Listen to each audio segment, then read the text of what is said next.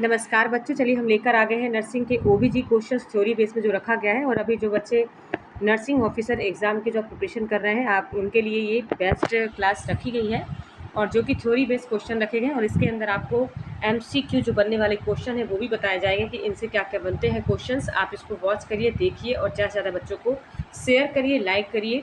और ये जो हमारा क्वेश्चंस है वो बीएससी नर्सिंग फाइनल ईयर के ओबीजी सब्जेक्ट से रखे गए हैं और टोटल हम पूरा सब्जेक्ट क्लियर करवा रहे हैं। तो अभी हमारा जो सेशन चल रहा है, अभी ओबीजी क्लास चल रही है। तो स्टार्ट करते हैं। ये यूनिट 7 से रखा गया है। यूनिट 7 कंप्लीट होने के बाद आपकी यूनिट 8 स्टार्ट होगी।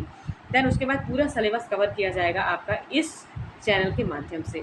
चलिए स्टार्ट करते हैं। आज का जो हमारा क्वेश्चन है, how will you manage a patient with acute polynephritis, pyelonephritis, sorry polynephritis नहीं, पॉली हो जाएगा इन्फ्लामेशन ऑफ, इतना ज़्यादा इन्फ्लामेशन किडनी में। नेफ्राइटिस मतलब होता है किडनी, नेफ्रॉन वर्ड से मिला है आपका बन के किडनी। तो कैसे मैनेज करेंगे किसी भी पर्सन को जब पाइलोनेफ्राइटिस होता है? ये बीमारी अगर किसी भी पर्सन को होती है, तो यहाँ पे तो आप गायनिक सब्जेक्ट पढ़ रहे हैं तो आपको मालूम होना चाहिए कि related to pregnancy, total obstetrical से रिलेटेड ही ये क्वेश्चन रखे गए हैं। तो सबसे पहले बता दें एक्यूट पाइलोनेफ्राइटिस होता क्या है। तो 1 to 2% ऑल प्रेगनेंसीज में ये देखने को मिलता है। पॉजिटिव जो ऑर्गेनिज्म होता है वो कौन सा होता है, तो आपको बता दें ई कोलाई होता है। इस्टीरिया कोलाई पॉजिटिव ऑर्गेनिज्म होता है एक्यूट पाइलोनेफ्राइटिस के लिए।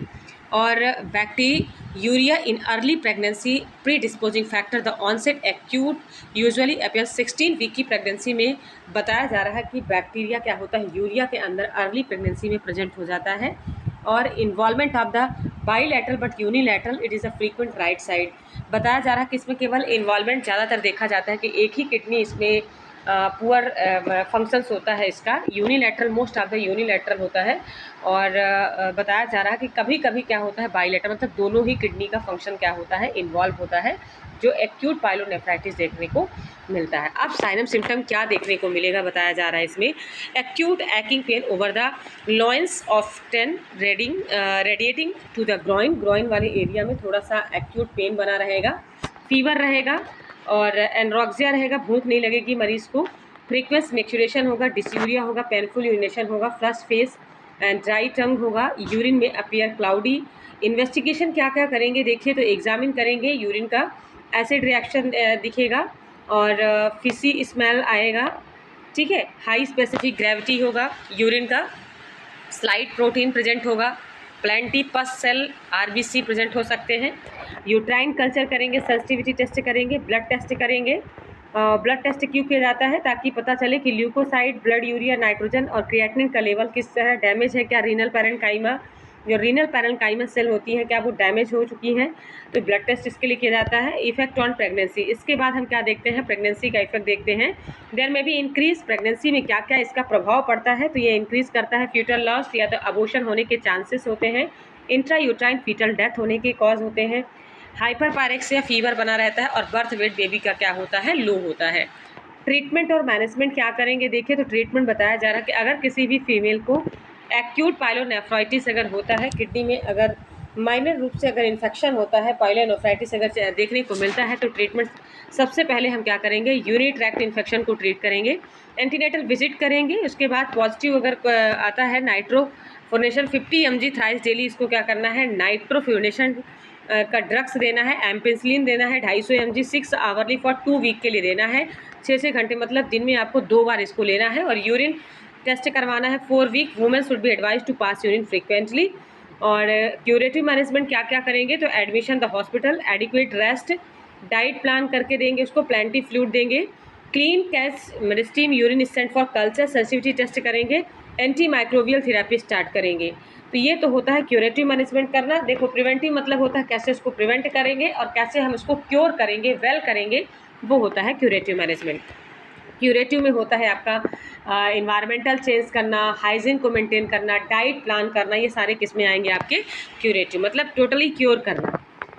देन इसके बाद if women is the febrile, intravenous cephradine 1 gram 6 hourly, nitrofurantoin 100 mg thrice daily देंगे। After therapy stop last 3 urine culture करने के लिए बोलेंगे, इंट्रावीनस फ्लूइड देंगे। देखिए ज़्यादा फ्लूइड अगर देंगे तो यूरिनेशन होगा बार बार, तो इससे क्या होगा, इन्फेक्शन के चांसेस कम होंगे और बैक्टीरिया क्या होगा, जल्दी पास आउट होगा। यूरिन के माध्यम से तो किडनी में वर्कलोड कम पड़ेगा, ठीक है। द नेसेसरी रिड्यूस टेम्परेचर और स्पंजिंग एंटीपायरेटिक ड्रग्स देंगे, carefully follow through pregnancy specially puerperium period में, ठीक है। स्पेशली प्यूपेरियम पीरियड में केयर करने का ज़्यादा नीड होता है वुमेंस का। और relapses the common puerperium, the urine should be examine monthly interval including cultures. Women should be encouraged to pass urine frequently. Any suggestion of urinary tract infection should be treated vigorously. मतलब सबसे पहले क्या करेंगे, common puerperium period के time पर urine examine करेंगे monthly, ठीक है। और इंटरवल बताया जा रहा है कि 20-20 में का यूरिन की सेंसिटिविटी टेस्ट करेंगे और यूरिन का कलर देखेंगे। यूरिन का टेस्ट करने से पता चलेगा कि क्रिएटिनिन का लेवल कैसा है, इंक्रीज़ है कि कम लेवल है। तो ये टेस्ट करने से हमको पता चलेगा, ताकि किडनी का क्या वर्क है, किडनी का क्या फंक्शंस है, वो मालूम हो सकेगा। तो चलिए ठीक है, समझ में आ गया होगा आप लोगों को किस तरह से प्रेगनेंसी के टाइम पे अगर मान लीजिए ये चांसेस होते हैं तो कौन कौन सी ड्रग देंगे हम, कैसे हमको क्योर करना है और किस तरह से हमको प्रिवेंट करना है, इससे बचा कैसे जा सकता है, तो इसके बारे में हमको ध्यान देना है। चलिए नेक्स्ट क्वेश्चन हम देखेंगे, what are the right short notes on surgical emergency during pregnancy. क्या सर्जिकल इमरजेंसी बन सकती है ड्यूरिंग प्रेगनेंसी के टाइम पे, तो चलिए देखते हैं क्या दिया हुआ है। सबसे पहले बताया गया है कि एक्यूट कोई भी एब्डोमिनल कंडीशन अगर नॉन प्रेग्नेंट होती है, कोई कॉम्प्लिकेट प्रेगनेंसी अगर होती है, तो डील करते हैं अकॉर्डिंग जनरल सर्जिकल प्रिंसिपल के बेस में। देखिए कोई भी कॉम्प्लिकेशन अगर एब्डोमिनल एक्यूट एब्डोमिनल पेन हुआ या कोई प्रेग्नेंट या कैन कॉम्प्लिकेट प्रेगनेंसी, देखिए ज़्यादातर आपको बता दें कि एक्यूट एब्डोमिनल कंडीशन कोई भी हो अगर नॉन प्रेग्नेंट की अपेक्षा ज़्यादा कॉम्प्लिकेट किसका होता है, प्रेगनेंसी के टाइम पे ज़्यादा कॉम्प्लिकेट होता है। कोई भी केस अगर ऐसा आता है उसको डील करना या सर्जिकल प्रिंसिपल के तो उसको ट्रीटमेंट प्रोवाइड करना, वो ज़्यादा कॉम्प्लिकेशन इसमें बताया गया है। तो देन इसके बाद try to avoid major elective surgery specially abdominal till delivery. If abdominal surgery has to done during pregnancy select the second trimester. Emergency surgery to done any time during pregnancy. देखिए emergency pregnancy में surgery का need कब पड़ता है कि कभी भी मान लीजिए कोई कॉम्प्लिकेशन मदर या बच्चे को होता है तो वो इमरजेंसी सर्जरी होता है और एब्डोमिनल सर्जरी करना होता है। प्रिकॉशन क्या क्या लेंगे एब्डोमिनल सर्जरी में, तो ऑपरेशन डन भी diagnose the better operation should be prefer senior surgeons के या एक्सपर्ट एनेस्थेटिक या ऑब्स्टेटिकल को क्या करना है, रिमेनिंग प्रेफर करना है उसको। यूट्रस मिनिमम हेल्डिंग डन करना है, यूट्रस में कोई कॉम्प्लिकेशन तो नहीं है। Multiplication of surgery should be avoided. और एडमिनिस्ट्रेड क्या क्या करेंगे हम, ड्यूएडलिन 2 टैबलेट देना है daily thrice, Proluton to sport 500 mg intramuscular twice a week, useful following surgery. Early pregnancy में उसको देना है। पोस्ट ऑपरेटली 48 आवर्स, मतलब ये सारे इंजेक्शन के बारे में दिए गए हैं कि आप जब सर्जरी करोगे तो कौन कौन से ड्रग्स आपको प्रोवाइड करना है ताकि कोई भी complication during surgery early pregnancy में देखने को ना मिले पोस्ट ऑपरेटिव कंडीशन में। कॉमन सर्जिकल इमरजेंसी में कौन कौन सी ड्यूरिंग प्रेगनेंसी के टाइम पे क्या इमरजेंसीज देखने को बन सकती हैं, तो acute appendicitis, intestinal obstruction, acute pancreatitis या पेप्टिक अल्सर जैसी कंडीशन क्या हो सकती है, क्रिएट हो सकती है। चलिए नेक्स्ट क्वेश्चन अब देखेंगे हम, what do you understand by sexual transmitted disease, list out the STD and factor associated with STD. क्या होता है सेक्सुअल ट्रांसमिटेड, शायद हमको लगता है कि इस सेशन में इसके पहले भी हमने एसटीडी के बारे में डिस्कशन किया है, लेकिन यूनिट वाइज अगर हम क्लियर करा रहे हैं तो अगर वो क्वेश्चन अगर आते हैं रिपीट तो आपको और अच्छे से ध्यान देना है कि पहली वाली क्लास में हमने क्या बताया था और अभी नेक्स्ट क्लास में हम क्या बताने जा रहे हैं, ठीक है। तो सभी को मालूम है, मैंने आपको बताया था कि सिफिलिस और गोनोरिया नामक ऐसी डिसीज़ होती है जो एसटीडी डिसीज़ होती है। कम्युनिकेबल डिसीज बताया जा रहा है, transmitted the sexual contact and caused by the wide range of bacterial viral protozoa fungal agent. Various type of, मतलब कभी कभी क्या होता है कि जब एक पार्टनर से दूसरे पार्टनर के साथ में भी अगर सेक्सुअल कांटेक्ट अगर रहता है तो भी इसकी वजह से बैक्टीरियल वायरल फंगल इन्फेक्शन होने के चांसेस ज़्यादा बनते हैं इस तरह में, ठीक है। फिर इसके बाद कॉमन जो देखो डिसीज़ जो बताया गया है, नाम आपको याद होना, syphilis, gonorrhoea, chancroid, donovanosis, granuloma, genital herpes, genital human papilloma, trichomoniasis, genital chlamydia infection, chancroid और डिनोवोनासिस, आपको नाम याद रखना है, डिनोवेनोसिस, ग्रैनुलोमा जिसको हम बोलते हैं, genital herpes, genital human papilloma, trichomoniasis, ऐसी जो डिसीज़ होती है वो कॉमन सेक्सुअली ट्रांसमिटेड डिसीज़ होती हैं, ठीक है। फैक्टर क्या क्या देखेंगे, तो फैक्टर सेक्सुअल ट्रांसमिटेड डिसीज़ में क्या क्या देखने को मिलते हैं, हॉस्ट फैक्टर होता है, तो as most notifiable, highest rate incidence rate जो होता है सबसे ज़्यादा 20 से 24, 20 to 24 जो एज होती है, इस एज में सबसे ज़्यादा हाईएस्ट है, क्योंकि इस एज में क्या होता है हार्मोनल चेंजेस होते हैं बॉडी के और इसी में सबसे ज़्यादा क्या होता है सेक्सुअल अट्रैक्शन होता है, ठीक है, गर्ल्स और बॉयज़ के बीच में। तो अगर इस तरह में अगर मल्टीपल पार्टनर के साथ में अगर सेक्सुअल कॉन्टैक्ट कोई करता है तो इस केस बताया गया है कि इस एज रेंज में सबसे ज़्यादा देखने को मिलता है, जो हाईएस्ट इंसिडेंस रेट होता है। तो सबसे ज़्यादा ऑब्जर्व किया गया है 20 से 24 ईयर, देन उसके बाद old followed by the 25 to 29 year and 15 to 19 year age group में, इस एज ग्रुप में देखने को मिलता है। इसके बाद sex STD overall morbidity higher for than man than for women, ज़्यादा मॉर्बिडिटी रेट जो देखी गई है, जो सिक रेट देखी गई है इस तरह की, तो ज़्यादा किस में देखी गई है, मैन के अंदर वुमेन की अपेक्षा। ठीक है,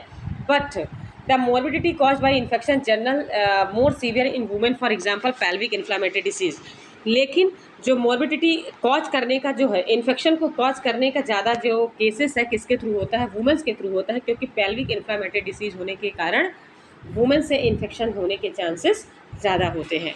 मैरिटल स्टेटस में frequency HD infection higher among single divorce and separated person the among married couples, इनके बीच में मैरिटल स्टेटस में होने के चांसेस होते हैं। सोशो इकोनॉमिक स्टेटस अगर लो होता है, प्रॉपर तरीके से जब खान पान सही नहीं रहता है, तो इस कंडीशन पे भी होता है। सोशल फैक्टर भी डिपेंड करता है।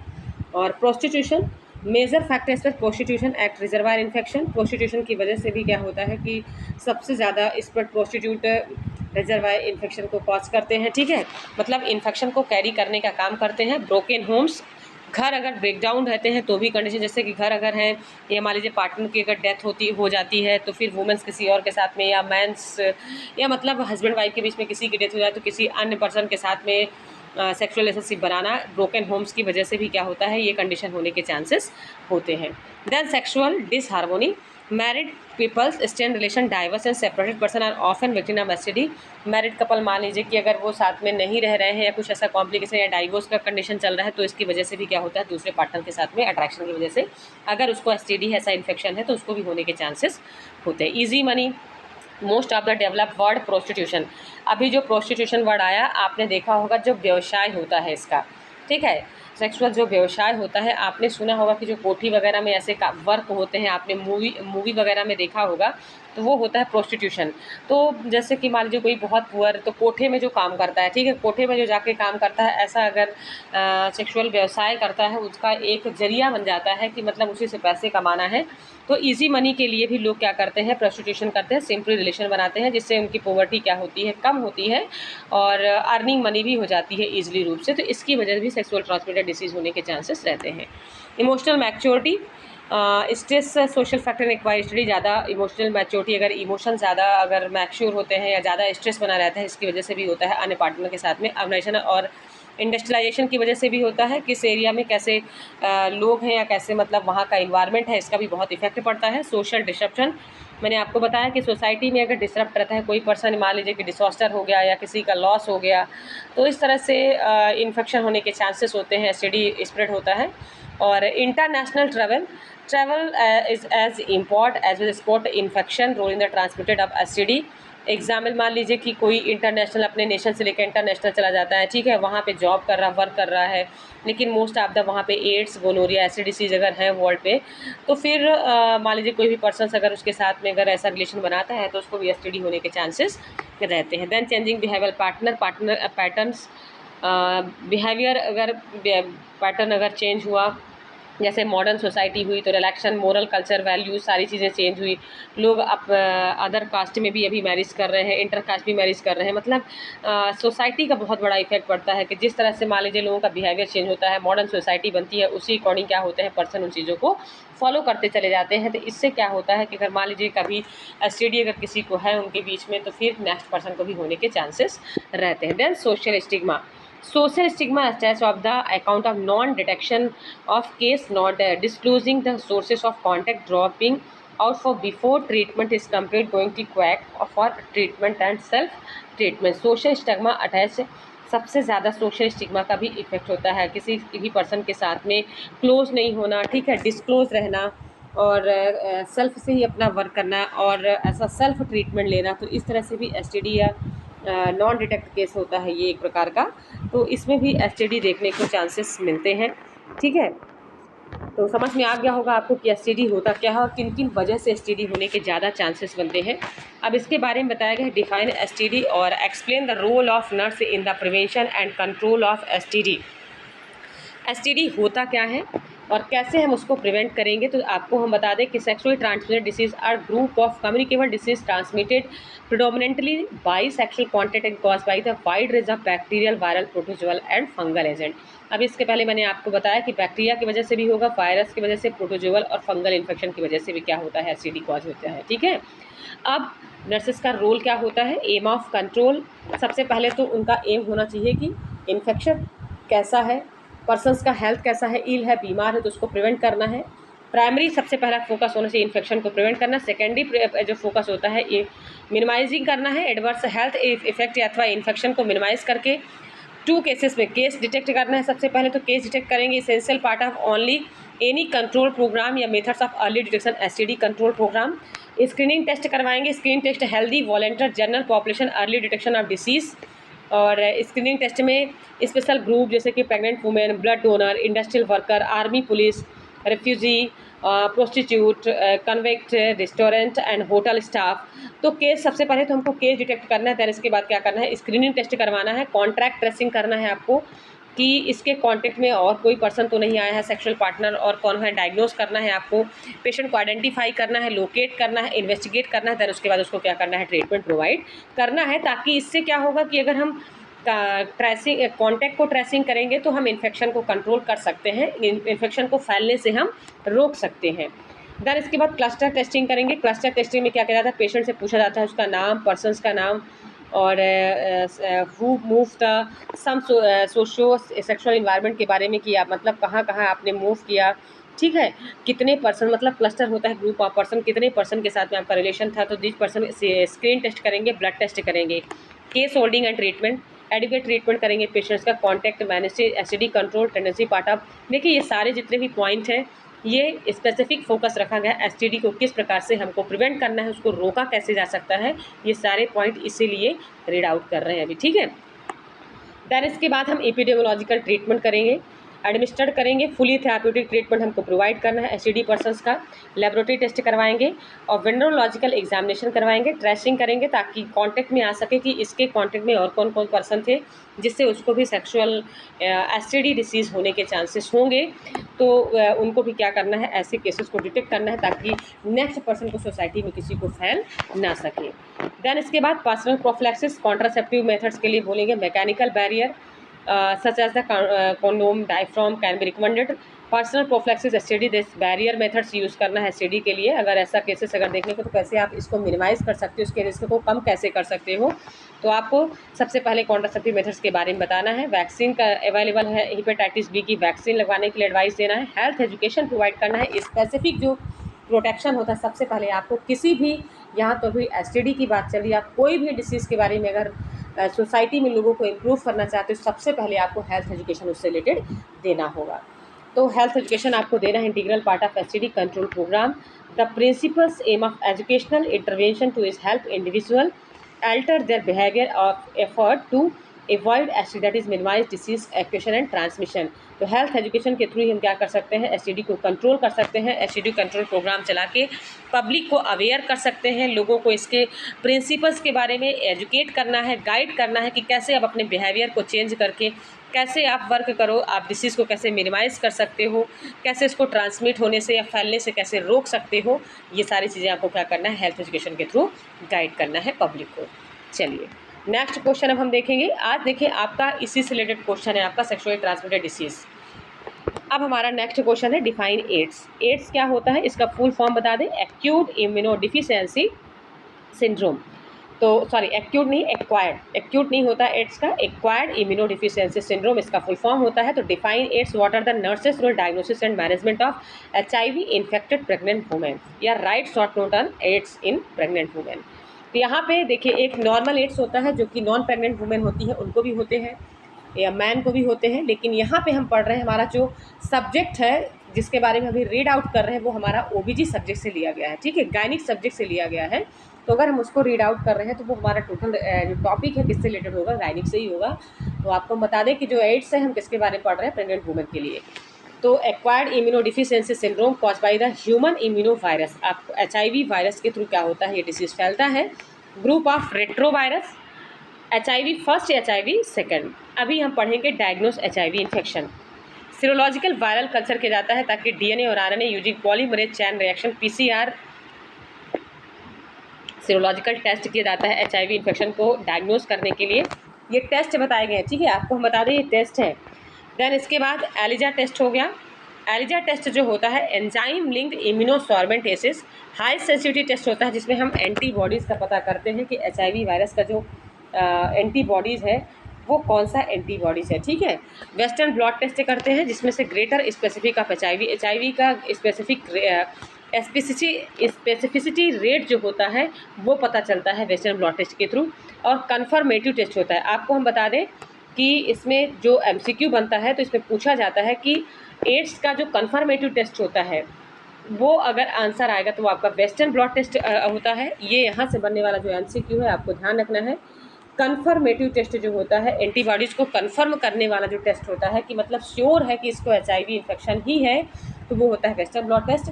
और एंटीबॉडी का प्रेजेंस पता करने के लिए कौन सा टेस्ट किया जाता है कि एंटीबॉडी एक्चुअल में प्रेजेंट है कि नहीं है, तो वो किसका होता है आपका एलिजा टेस्ट किया जाता है, ठीक है। अब इसके बाद हम मैनेजमेंट करेंगे। एचआईवी इन्फेक्टेड अगर कोई प्रेग्नेंट वुमेन है तो नर्सेस का क्या रोल होता है, इसके बारे में हम क्या करेंगे, क्या क्या मैनेजमेंट वहाँ पे प्रोवाइड करेंगे।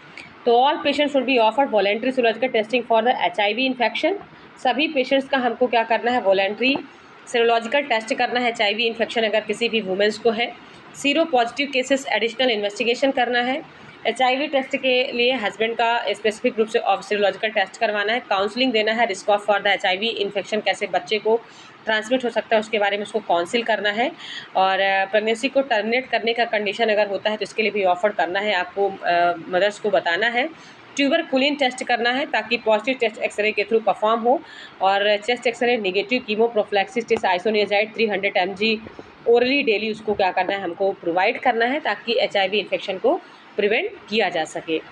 देन इसके बाद women should be T lymphocyte count in each trimester if the count fall to less than 200 cells the woman should be treated with zidovudine. The woman should receive prophylaxis against pneumocystis chronic infection with trimethorphan 160 mg and methotrexate 800 mg orally. देखिए ये सारे drugs बताए गए कि कौन कौन से drugs आपको देना है जब किसी भी मदर्स को अगर एचआईवी इन्फेक्शन होता है तो आपको ये ड्रग्स प्रोवाइड करना है। Nevirapine reduce the viral transmit breast feed infant, ठीक है। नेविरिपिन जो होता है ये ड्रग्स देखिए ये भी आता है कि रिड्यूस कम करता है वायरल ट्रांसमिशन को। कब जो मदर ब्रेस्ट फीड कराती है बच्चे को उसमें कौन सी ड्रग्स दी जाती है, नेविरिपिन ड्रग्स देते हैं। सारे ड्रग्स का किस किस टाइम पे कौन सा ड्रग्स देना है, देखिए ट्राइमेस्टर में प्रत्येक ट्राइमेस्टर में टी लिम्फोसाइट काउंट किया जाता है और देखा जाता है कि काउंटिंग उसकी फॉल तो नहीं हो रही है, तो वुमेन्स को क्या देते हैं ट्रीट करने के लिए जीरोवुडीन देते हैं। ध्यान रखिएगा क्या देंगे, जीरोवुडीन। लेकिन और क्या बताया गया है, न्यूमोसाइटिस क्रैनी इन्फेक्शन अगर होता है तो उसको हमको ट्राइमेथॉर्फिन देना है 160 mg का and sulfamethoxazole 800 mg orally thrice 3 बार वीक में 3 बार देना है, थ्राइस वीकली, ठीक है। और नेविरिपिन किस में देते हैं हम, नैपी से याद रखना, नैपी से याद रखना बच्चे के लिए नेविरिपिन ड्रग्स देते हैं किसको, जो बच्चे को ब्रेस्ट फीड कराती है ताकि बच्चे तक एचआईवी इन्फेक्शन ना फैले, ये ड्रग्स दिया जाता है। देन इसके बाद प्रोग्रेशन ऑफ डिसीज़ का प्रोग्रेस पता करने के लिए CD4 लिम्फोसाइट काउंट किया जाता है। क्लस्टर डिफरेंशियल सेल बोला जाता है जिसमें से एचआईवी इन्फेक्शन में ये सेल का जो काउंटिंग होता है वो कम होता है क्योंकि ये मैक्रोफेजेस को इनहेल करने का काम करते हैं। तो अगर ये लेस होता है तो इससे एचआईवी वायरस क्या होता है और ज़्यादा इंक्रीज़ होता है। तो इसमें सबसे पहले हम क्या करते हैं, CD4 लिम्फोसाइट काउंट किया जाता है इसमें, और antigen decrease of titre for the P24 antibodies check किया जाता है, उसका प्रेजेंसिंग चेक किया जाता है, टेस्ट किया जाता है कि उसका प्रोग्रेस कितना है। देन इसके बाद हम केयर करेंगे। इंट्रापार्टम मतलब होता है, आपको बता दें, caesarean section does not protect the baby from vertical transmitter, it should only be for the obstetrical indication. बताया जा रहा है कि सीजेरियन सेक्शन में हम प्रोटेक्ट नहीं कर पाएंगे बेबी को फॉर किसके थ्रू, वर्टिकल ट्रांसमिशन, मतलब बच्चे को एचआईवी इन्फेक्शन अगर हो रहा है, मतलब ट्रांसमिट होने का वर्टिकल ट्रांसमिशन है तो सीजेरियन सेक्शन के थ्रू हम प्रोटेक्ट नहीं कर पाएंगे। Only for the obstetrical indication है ये, ओनली फॉर द ऐसी मदर जो प्रेग्नेंट वुमेन है उसके बारे में बताया जा रहा है। तो इंट्रापार्टम, ड्यूरिंग इंट्रापार्टम अगर मान लीजिए डिलीवरी अगर हो रही है तो procedure might result break skin और mucous membrane for the baby amniotomy attached for the scalp electrode, fetal blood sampling should be avoided, और healthcare workers protect from the contact infected body fluids, caps, waterproof gown, सारी चीज़ें कैसे उसको clean करना है, dispose करना है, syringe कैसे यूज करना है, needle, puncture proof container, mechanical suction, ठीक है। अब ये तो इंट्रापार्टम हो गया, जब बच्चा बर्थ लेता है, डिलीवर्ड होता है, उस टाइम का बता रहा है। देन इसके बाद पोस्टपार्टम केयर क्या प्रोवाइड करेंगे, तो mother must be counsel about risk and benefit of breast feeding के बारे में मदर को बताना है। जीरोवुडिन सिरप देना है बच्चे के लिए भी, और डेली फर्स्ट 6 वीक तक देना है उसको। मदर को इंक्रेज करना है कैसे बेबी को मैनेज करेगी केयर के लिए, और ग्लव्स मतलब पेरिनियम लोकिया या सिजेरियन वुंड अगर है वहाँ पे तो कैसे आपको एग्जामिन करना है, कैसे ग्लव्स का यूज़ करके आपको पूरा इन्फेक्शन वहाँ से क्लीन करवाना है या करना है। और डिस्पोजल ऑफ सैनिटरी नैपकिन देना है, disinfection cleaning any spilled blood must be done correct area पे उसको क्या करना है, डिस्पोज करना है। और कॉन्ट्रासेप्शन मेथड यूज़ करने के लिए बोलना है, barrier method contraception effective prevent transmission of the virus, ताकि जो HIV वायरस है वो आपके पार्टनर को कॉज ना हो सके। इसके लिए बैरियर मेथड के बारे में मदर्स को एजुकेट करना है। Stimulates simultaneously use of the spermicidal agent such as the nonoxynol 9 is found improve the efficacy. आपको हम बता दें इसमें से जो कॉन्ट्रासेप्टिव जो ड्रग्स होता है आपका, तो इसमें नॉन ऑक्सिनोलाइन, ठीक है, स्पर्मिसाइड एजेंट होता है आपका। नॉन जो बैरियर मेथड का वर्क करता है, यहाँ पे जो दिया हुआ है आपको हम बता दें, इसका नाम है बैरियर मेथड का वर्क करता है कौन nonoxynol 9 is found in the improve the efficacy.